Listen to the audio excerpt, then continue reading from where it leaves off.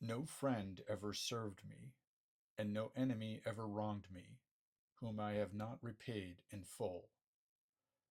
The epitaph of Lucius Cornelius Sulla, consul and dictator of Rome, remembered to history as Sulla Felix, Sulla the Happy.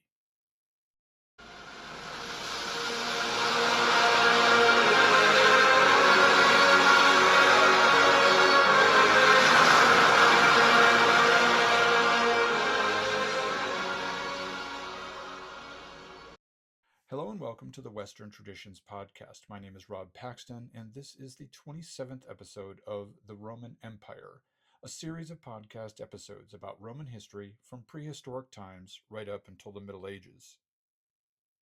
Janus was the Roman god of transitions. He is often remembered more specifically as the god of beginnings, or of roads and passages, but in statuary he is depicted as a two-faced god. Not two-faced in the sense of lying or dishonesty, but of literally having one face turned in one direction and the other facing the opposite direction. This Janus was the god for whom the month of January was named, the month in which we say goodbye to the old year and welcome the new. The temple of Janus was small, only built to contain a single statue of the god. The gates of the temple, through which one could pass to view the statue, were traditionally, according to legend anyway, kept open during times of war, and the gates were closed during times of peace. Now, these gates had allegedly been closed during the reign of Numa Pompilius, the good king of Roman memory. They were opened after his reign when Rome returned to a state of war, and over the next 4 centuries they were not shut again, not until just after the First Punic War. At some point thereafter, certainly by the beginning of the Second Punic War, the gates were reopened. As the world entered the year 100 BC, the year of the sixth and disappointing consulship of Marius, the gates of Janus were still open. They had not been shut for over a century because Rome had constantly been at war. These wars were either fought against foreign enemies beyond the frontiers or within the Republic itself, against slaves and rebels. Sometimes both types of conflict were occurring at the same time. There did not have to be a declared war, though, really. Much like the modern United States, the Republic of Rome engaged in endless warfare, year after year, sometimes straightforwardly to secure resources or to defend trade lines or the social status quo, and only occasionally to expand territory. The gates of Janus would remain open for another 7 decades, 70 years of discord and strife both without and within. Finally, in January of 29 BC, with his adoptive father Julius Caesar long dead and the Roman Senate prostrate before him, Emperor Augustus would order the doors to be shut in recognition of his total victory over all dissent. But we must now slog through those 7 hard decades before us. They will be particularly hard on Rome, not so much because of the constant warfare. Rome had already endured centuries of ceaseless marching and fighting, the trumpets and tragedies of warfare. No, these coming years will be hard because, in the past, warfare had always invigorated the Roman state, brought in new wealth, new territory, new power, respect in the global community, and it had helped great men rise to social and political ranks appropriate to their capacities. Now, though, these wars are accompanied by a structural breakdown in the Roman state, unlike anything that we have seen before. As we have journeyed through the centuries with the Romans in this podcast, we have seen how the kings gave way to the republic, to the aristocracy and the Senate, and how the consuls and the Senate and the assemblies juggled power amongst themselves as internal and external conditions changed for the republic. But now, events will seem to be tearing asunder the very fabric of the state. It is a great paradox of history that human societies often appear most powerful during periods of simultaneous instability. During this century, the tottering Roman Republic will continue to expand territorially, even as it appears ready to rupture internally. Finally, as if in a deus ex machina ending in a Greek play, Augustus will overcome all enemies, foreign and domestic, and unite the crumbling republic into an empire that will endure nearly 15 more centuries. Until then, though, let us persevere with the Romans of the faltering republic. Marius has just finished his sixth consulship and stepped away from power. The year 99 BC is upon us. The Cimbrian War is over, as is the Second Servile War. Rome has emerged from internal and external warfare once again stronger, but divided as never before. And, as a Jewish prophet will soon remind the world, a house divided cannot stand.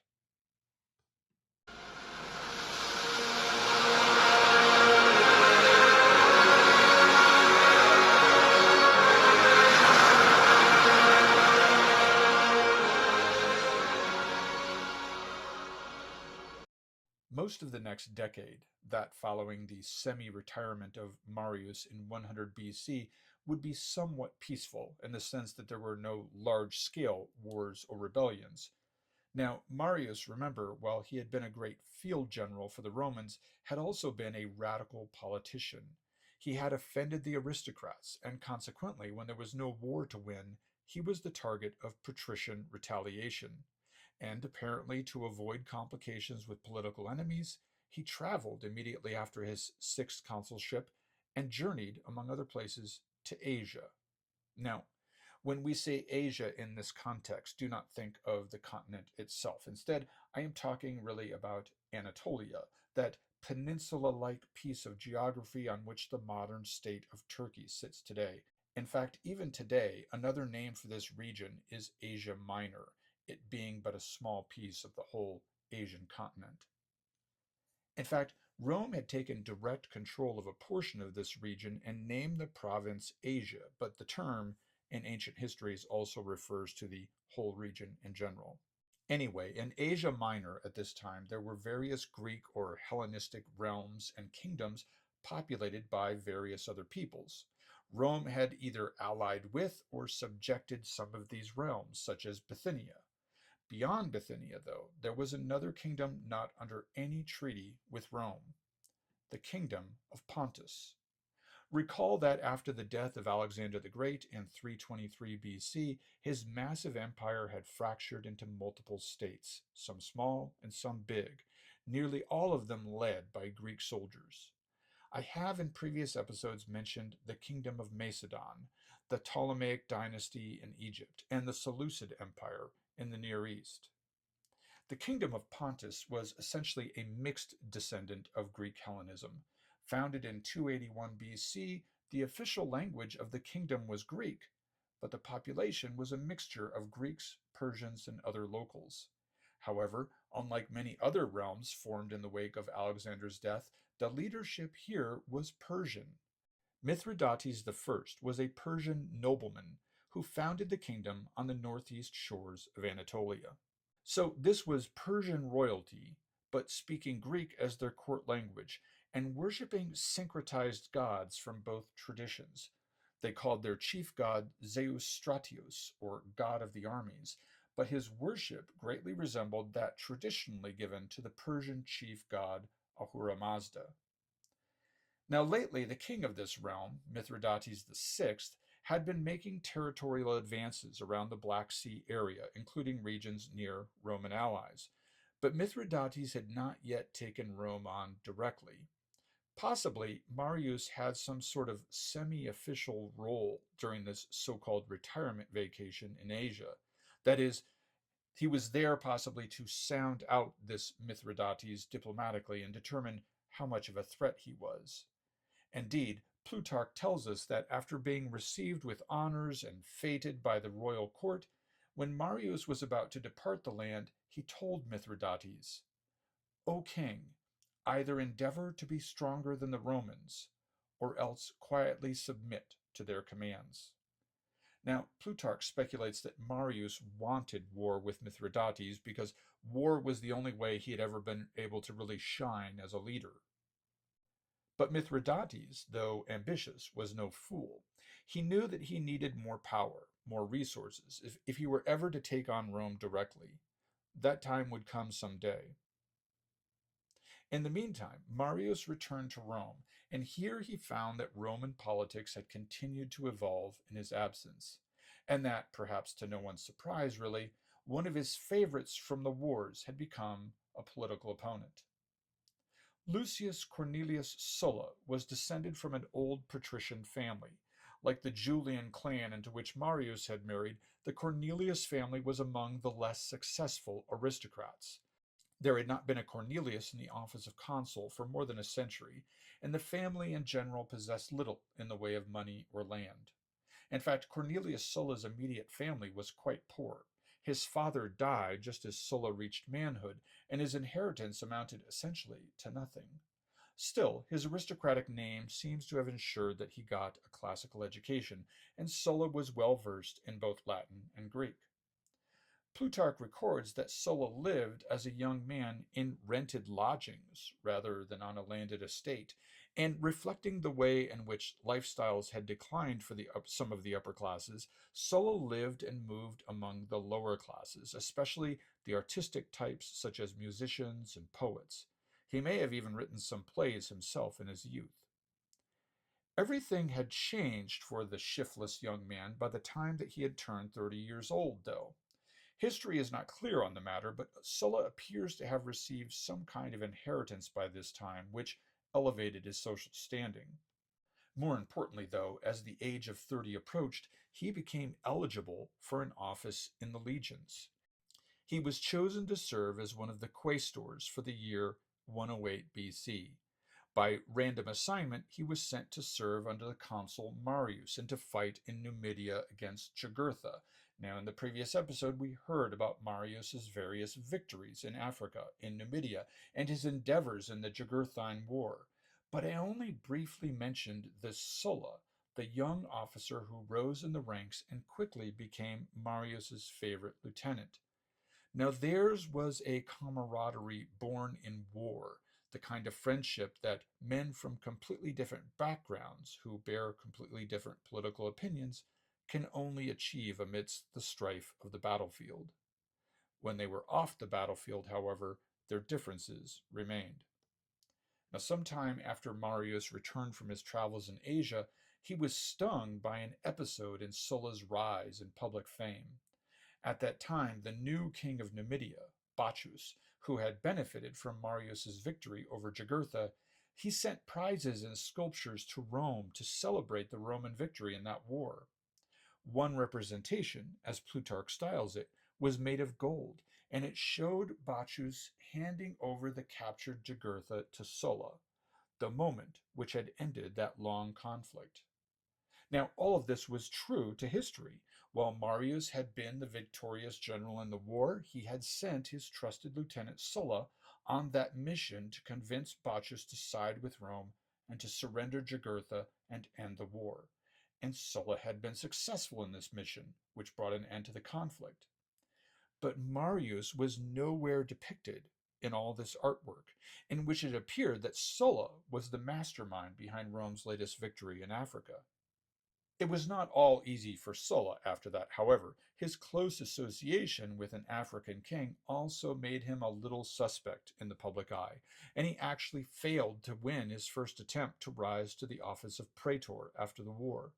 He only won the praetorship on his second try because, according to Plutarch, he used flattery and money to bribe his way into the office. Now, this matter of wealth, ill-gotten or not, ill-used or not, has been an increasingly common theme in the episodes lately. The decade after the end of the Cimbrian War and Servile Wars may have been relatively peaceful in terms of open conflict, though Rome always had armies in the field, but at home there was the usual conflict between rich and poor. That war never ends. Near the end of the decade, while all this drama about Marius and Sulla was playing out, there was also more social and political drama in the city of Rome. Marcus Livius Drusus was elected as tribune of the people for the year 91 BC, just as the Gracchus and Marius had been elected to represent the people decades earlier. Drusus was actually from a patrician family, but he is remembered for bills promoting radical policy, specifically for coming out in favor of more land redistribution. As far as we can tell from the reports of Cicero and others, Drusus actually tried to pass pro aristocratic laws, which would return more power to the Senate. But to do so, as politicians often do, he offered something to mollify the other side. He drew up an old plan, which we've heard about before, which would add men from the knightly class to the body of the Senate, while returning juridical power to the Senate. However, he also threw in a motion to start a new commission to redistribute land to Roman citizens.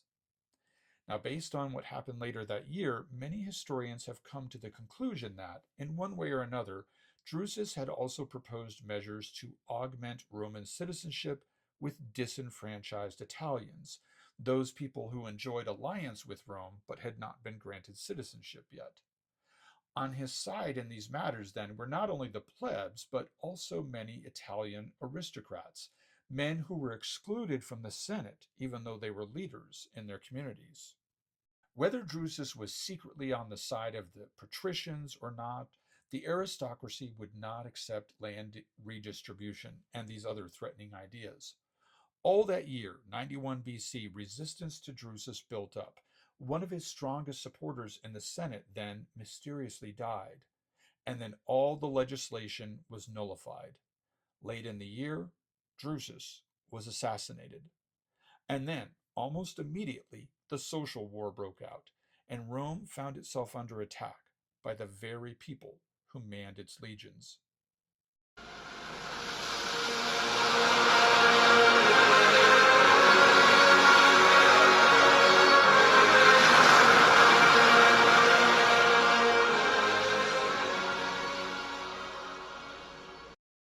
Sulla was not present in Rome at the start of the social war. Late in that decade, in the 90s, he had actually been out doing work similar to what Marius had been doing earlier in the East, keeping an eye on Mithridates and assisting Roman allies in the region. Now, it's called the social war because socius is the Latin word for ally, and this was a war between Rome and its so called allies. Now, in the previous episode, I discussed how Rome had failed to live up to the promises of friendship with many Italian states. Certainly, there were areas of central Italy which enjoyed full and equal standing with Rome itself, and the people in those lands considered themselves Romans. But there were, as I said, plenty of realms in Italy which received a little more from the city of Rome than demands for taxes, and in exchange they got nothing at all, neither full citizenship for their people, nor representation in the Senate or even in the assemblies of Rome. However, history is not really clear about just what were the demands and the complaints of the rebels in this war. Some later Roman historians attributed all to the desire for equal citizenship, but the truth is that there are many reasons why the local allies in Italy might have been upset with their political situations. Certainly, we know that there were plots being coordinated for just such a revolt prior to the war. Even before Drusus's death, Rome had started sending officials, accompanied by troops, around the peninsula to investigate rumors about an uprising. As to why the Allies picked this exact moment to turn on Rome, when many of these areas had been subjugated for centuries, we could point to the death of Marcus Livius Drusus as the trigger, but part of the motivation may have been due to something that I have already mentioned in the last two episodes. Rome itself, not simply the Republic, but the body of people known properly as Romans, this Rome was becoming weak. Fewer and fewer citizens meant that even by the Second Punic War, over a century before what we're talking about now, the Allies had outnumbered the Romans in the legions. And by now, around 100 BC, 90 BC, non-Roman allies were the vast majority of the army. Thus, Rome was uniquely vulnerable at this juncture. So when the Italian city of Asculum turned on Rome in 91 BC, murdering all the local Romans and rallying other cities to their cause, we should understand the gravity of this event. These were not untrained barbarians turning against Rome now, like the Cimbrians years earlier, or foreign mercenaries from Africa or Spain trying to survive in unfamiliar territory like the Carthaginian army under Hannibal. These were some of the very men who served or trained to serve in the legions, with access to the same resources and with knowledge of the same tactics. Not only did they know Roman military tactics, but they emulated Roman political strategies. The allies immediately elected their own senate, which then appointed two consuls as leaders. So these were not alien barbarians fighting to establish a distinct way of life. This was a revolt, a fight for power within the same political heritage. Now, it's unfortunate that the details of this war are unclear because it truly represents an existential crisis for the Republic. In the first year of the war, there were even instances of bodies of Roman soldiers going over to the rebels. And when their officers refused, they were captured and starved to death.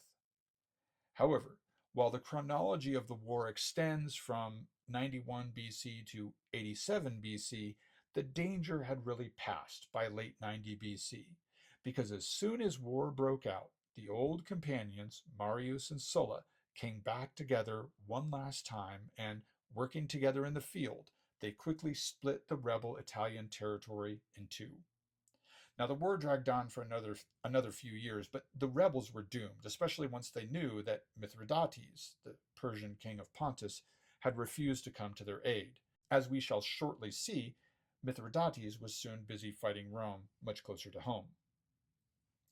It is arguable that the war was really over by 89 BC, though some historians see the war going on nearly until the end of the decade when the last holdouts were finally destroyed. However, most of the fighting was over by 89 BC.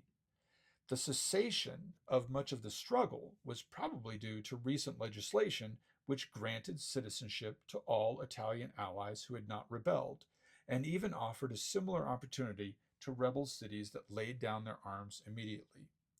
Known as the Julian Law, it was pushed by Lucius Julius Caesar, a second cousin of that Julius Caesar about whom we will soon hear much more.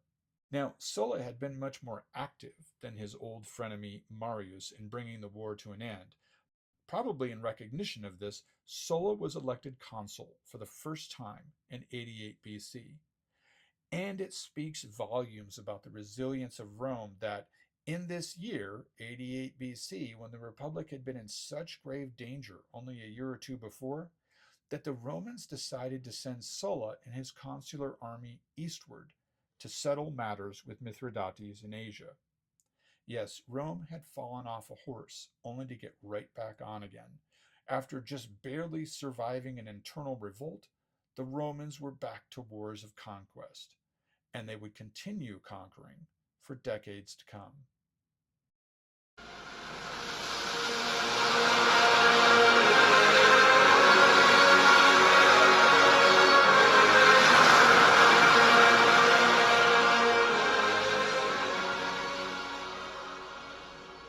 In Asia, after Sulla returned to Italy to help fight the social war, things had deteriorated quickly. Mithridates had aided the brother of the king of Bithynia to seize the throne and to send the rightful king into exile. The Romans then, in 89 BC, busy as they were in Italy, decided to send Manius Acilius to set things right. Now, this Acilius had been a loyal follower of Marius ever since they fought together in the Cimbrian Wars. And Acilius managed to negotiate the return of the allied king to the throne of Bithynia, but then he also encouraged that king to attack Mithridates. Eventually, Mithridates captured Acilius. According to legend, he killed the Roman general by pouring molten gold down his throat. I say legend because we hear of such a death elsewhere, and we will hear of it again in a later episode at the death of another Roman, so we're not entirely sure if this is a story being copied or if this perhaps is the original story about such an execution. Outraged, the Romans now elected Sulla as consul and planned to send him and a full consular army in 88 BC to settle matters in Asia, even while the last battles of the Social War were still being fought within the Italian peninsula. And then a third simultaneous conflict broke out. Before Sulla could even get away to war in Asia, he became embroiled in a political battle in Rome itself. Because Sulla, while a public favorite for his wartime achievements, had always been on the side of the aristocracy in political matters. He had publicly announced that he was opposed to the new legislation expanding citizenship. Now, the revolting scenes are chaotic and confused. I have shown previously a sort of simplistic way of describing Roman politics as something divided between the optimates and the populares, the upper classes, and the lower, but no political situation is really that clear cut. The urban plebs of Rome, while opposed to the aristocracy, were also not particularly interested in expanding citizenship to a bunch of foreigners. One of the tribunes, then, in charge of determining how to divvy up citizenship, found himself in an urban conflict, and he felt forced to defend himself then with his own armed mob. So the situation in the city of Rome became dangerous, such that Sulla, the consul, eventually had to take refuge at Marius's house, and he left the town quietly to go south and take command of his waiting army in the city of Capua, hoping to earn some reputation back while at war overseas. But once he joined his army, Sulla discovered that, in his absence, a law was being passed to transfer command of his army to Marius. This was another revolutionary development. With citizenship expanding dramatically and power coming back into Marius's hands, Sulla's aristocratic sensibilities were offended, and, obviously, handing the army over to Marius would be humiliating. So Sulla made a momentous decision. He spoke to the men of his army, many of whom, remember, at this point in Roman history, had armed themselves not for the glory of Rome, but rather for the opportunity of looting foreign lands. He told them that they were to be replaced by other troops, and that their opportunities in the east were going to be lost. Now, this was probably untrue, but regardless, most of them, except for the Roman officer class, agreed to follow him back to seize Rome. The Roman officers fled, and now Sulla had achieved a first in Roman history. What was technically a Roman army, led by a Roman, marched against Rome itself. The city was defenseless. Its troops were either already in Sulla's army or in one of the numerous garrisons spread throughout Italy and elsewhere. The alarmed Senate sent emissaries to meet Sulla in the field, demanding an explanation. Sulla only told them that he was going to free Rome from tyrants. He brushed aside the quickly raised and untrained militia with which Rome tried to defend itself, and suddenly, in 88 BC, Rome had a single ruler, Lucius Cornelius Sulla. Marius and his son fled to Africa. 10 other political enemies made similar flights to distant safety. However, Sulla still essentially ruled more like a Roman consul and not like an outright dictator. That is, he continued to direct the existing Roman political machine. He tried to pass laws returning more power to the Senate and essentially did everything through legal means, even if he was exerting extra legal pressure on those methods of administration. He even stayed in Rome, allowing Mithridates to have his way in the east, so that he might oversee the elections of new consuls for the year 87 BC. But the voters, no matter their political viewpoints, were outraged by what he had done in seizing Rome. They elected Lucius Cornelius Cinna as one of the new consuls. Now, this Cinna promised to prosecute Sulla for his crimes, but again, procedures would be respected. He promised to try Sulla in court once his term expired, as was custom. Sulla, in the meantime, disgusted with the whole matter, returned to his army and set sail for Asia in 87 BC. But the chaos only worsened when Sulla left. The two new consuls, one radical and the other pro-aristocratic, were in immediate conflict once Sulla was gone. Cinna, the radical, soon found himself outlawed by the Senate and his patrician partner left in charge. Cinna then allied with Marius, who returned from Africa and helped Cinna take the city. A reign of terror ensued. Their followers executed the other consul as well as multiple political enemies of Marius and Cinna, and they displayed the heads of these victims in the forum. Other men were subjected to humiliating show trials and then allowed to commit suicide. Cinna and Marius then passed laws outlawing Sulla. They declared him to be an enemy of the state. Marius, now fully embracing his radical identity, was elected to be consul for the seventh and last time for the calendar year 86 BC. But this election was performed only by the lower assembly. Yet, much as the Roman political machine was breaking down, so too did Marius finally. He was approximately 70 years old when he took office, veteran of many conflicts, both martial and political. He fell ill and died 2 weeks after beginning his seventh consulship. So now, a Roman state, under leadership of questionable legality, tottered and swayed even as one of its armies, no longer following orders from the capital, battled in Greece against the conquering forces of Mithridates.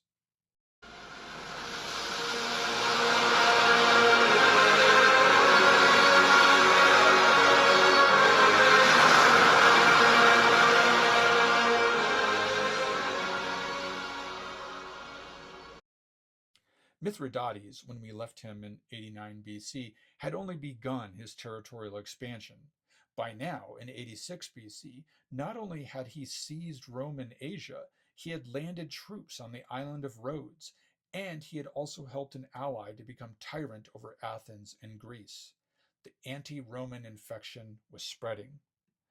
So Sulla, a Roman outlaw, leading a rogue army, might seem an odd candidate for the job of restoring Roman hegemony, but that was the situation in 86 BC. A questionably formed government in the city of Rome itself, a republic worn down by civil and slave wars and by street combat, and a wandering army of legions in Greece led by an outlaw who determined that he would reunite Rome and establish its rule over its territories. All this after he defeated Rome's current enemy in the field. It gets more chaotic. Sulla was victorious everywhere in Greece, but the new Roman government had dispatched brand new legions under another commander to take Mithridates on directly, and this army landed in Asia and immediately met with battlefield success. Now, Sulla was nervous that this new army would steal his thunder, so he negotiated the Treaty of Dardanos with Mithridates in 85 BC after soundly defeating that king's forces in mainland Greece. Mithridates essentially agreed to return to his pre-war borders and to give Sulla a lot of money, which Sulla planned on using to fund a new war to retake Rome. Sulla then advanced against the other Roman forces, those sent by the new government in Asia. The men of this other Roman army soon deserted to Sulla, and then their Roman commander committed suicide.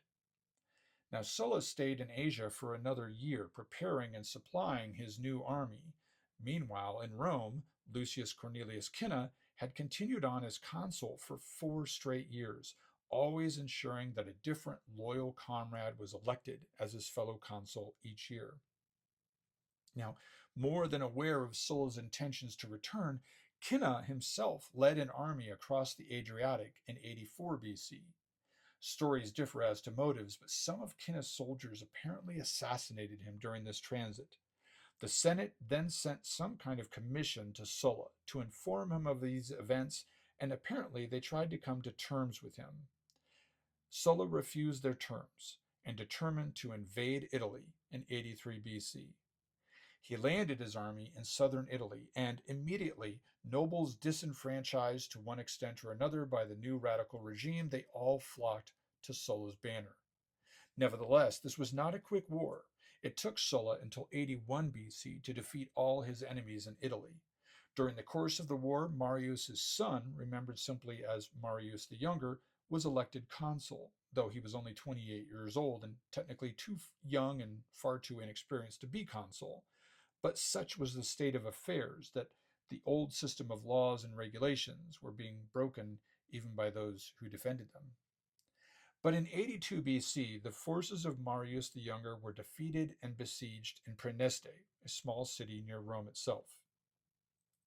An army of Samnites and other Italians in league with Marius tried to relieve the siege but failed. When they tried to march on Rome itself, Sulla broke away, led his army on a forced march from Praeneste, and then engaged an army made up of Italians from Samnite and other territories, who were allied with Marius and his followers. This final catastrophic battle took place on November 1st, 82 BC, at the Colline Gate, a portal into the city of Rome itself. When it was over, tens of thousands lay dead outside the walls of the city, and Sulla was victorious. He entered the city, and on the next day he convened the Senate. And while the shocked senators watched, he executed thousands of prisoners from the previous day's battle. When he then moved against Praeneste again, Marius the Younger heard of the battle's result and killed himself. The coming days would see hideous persecutions, a terrible series of executions, enemies hunted out from their homes and their hiding places. Plutarch describes men being slain even as their wives embraced them. Others were exiled. Numbers are not certain, but we know that many thousands of people died in this oligarchic terror, which paralleled the radical terror of just a few years earlier. Before the year was out, the other Roman consul had been captured and executed in Sicily. The final efforts of the war would be completed in early 81 BC, and now Sulla would attend to the matter of governing the Roman Republic. He manipulated the terrified senators and other representatives of the will of the Roman people into making him a dictator.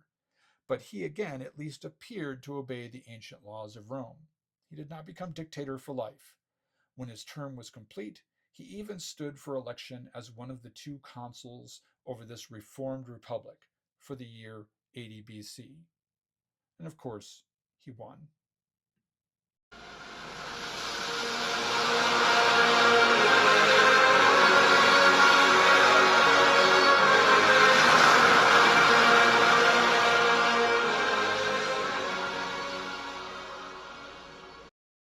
Sulla would retire from politics in 79 BC after his consulship. His allies were safely installed as the new consuls, and he returned a little bit to his roots, actually, living in a country villa, surrounded by artists and musicians as he had been in his youth. He ate and he drank and he hunted and he fished. He was on his fifth wife and he had tasted the pleasure of who knows how many mistresses. His death the following year, at the age of 60, was likely due in some way to liver failure.